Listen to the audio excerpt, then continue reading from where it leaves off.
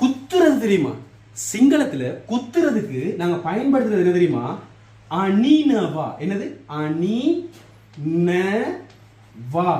அணினவா. இது என்ன குத்துறது தெரியுமா? அதாவது இப்ப இந்த கையால இப்படி முஷ்டி போட்டு இப்படி இப்படி குத்துறது இருக்கு, இதுக்கு நாங்க அணினவான்னு சொல்றது. என்னது? கன்னத்துல குத்துவன்னு சொல்றதுக்கு ஹொம்பட்ட அணினவா. ஹொம்பட்ட இந்த இருக்கு, இதுக்கு தான் சொல்றது. ஹொம்பட்ட அணினவான்னு சொன்னா இந்த கன்னத்துல குத்துவன், அணினவான்னு சொன்னா குத்துறது. இன்னும் இது எந்தால தெரியுமா குத்தலாம்? ஊசி இருக்கு தானே, அதாவது டாக்டர் மாதிரி வச்சிருக்கிற இன்ஜெக்ஷன் கிடையாது, மற்ற ஊசி அல்லது முள். இந்த முள்ளால குத்துறது, இந்த ஊசியால குத்துறதுக்கு நாங்க சொல்றது அணினவான்னு சொல்றது. முள்ளாலே குத்தக்கூடாது கட்டுவெங்க நின்ன எப்பா ரோசமலே ரோசா பூவே. அப்ப கட்டுவெங்க அணிந்தேப்பான்னு சொன்னா முள்ளால குத்தக்கூடாது, அப்ப ஊசியால குத்தக்கூடாது. ஊசிக்கும் கட்டுதான், முள்ளுக்கும் கட்டுதான். கட்டு கட்டு விளங்கிட்டா? கட்ட என்று சொன்னா கட்ட கட்ட என்று சொன்னா இதுக்கு பேர் முள் அல்லது ஊசி. விளங்கிட்டா? ஊசி அல்லது முள், இதுக்கு தான் கட்டன்னு சொல்றது. அப்ப கட்டெங் அணின்னேப்பா, ஊசியால குத்த வேண்டாம் அல்லது முள்ளால குத்த வேண்டாம், அணின்ன எப்பா என்று சொல்லி அந்த என்ன நாங்க பயன்படுத்துவோம்.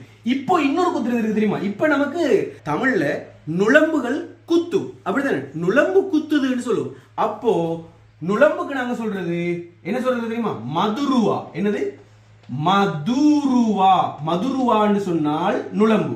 இந்த வாவ ஓவா மாத்தினா மதுருவோ. இது நுளம்புகள். மதுருவா நுளம்பு, மதுருவோ நுளம்புகள். அப்ப நுளம்புகள் குத்துதுன்னு நாங்க சிங்களத்துல தமிழ்ல பயன்படுத்துவோம், அப்படித்தானே?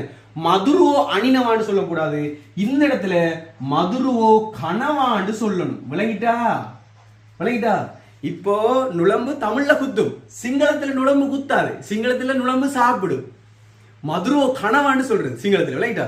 மதுருவோ அணினவான்னு சொல்றது இல்ல, மதுருவோ அணினவான்னு சொல்றது இல்ல, மதுருவோ கனவாண்டு இந்த இடத்துல நாங்க பயன்படுத்தணும். விளங்கிச்சா? இந்த மாதிரி இன்னும் ஒரு விஷயம் இருக்கு. இன்னொரு விளக்கம் என்னன்னு சொன்னா, இப்ப மீ மெஸ்ஸான்னு இருக்குது தெரியுமா? மீ மீ மெஸ்ஸா.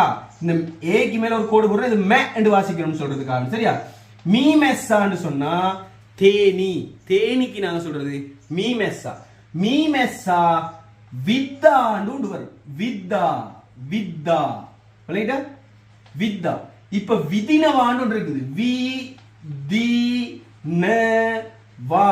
விதினவா. விதினவான்னு சொன்னா குத்துறது. இது இந்த இருக்கிற தேன் பூச்சிகள் அல்லது குளவி இந்த மாதிரியான விஷயங்கள்லாம் குத்துறதுக்கு விதினவா. விதினவாவுடைய இறந்த காலம் வித்தா. மீமெசெக் வித்தா, ஒரு தேனி குத்தி விட்டது. இந்த மாதிரி எளிமையான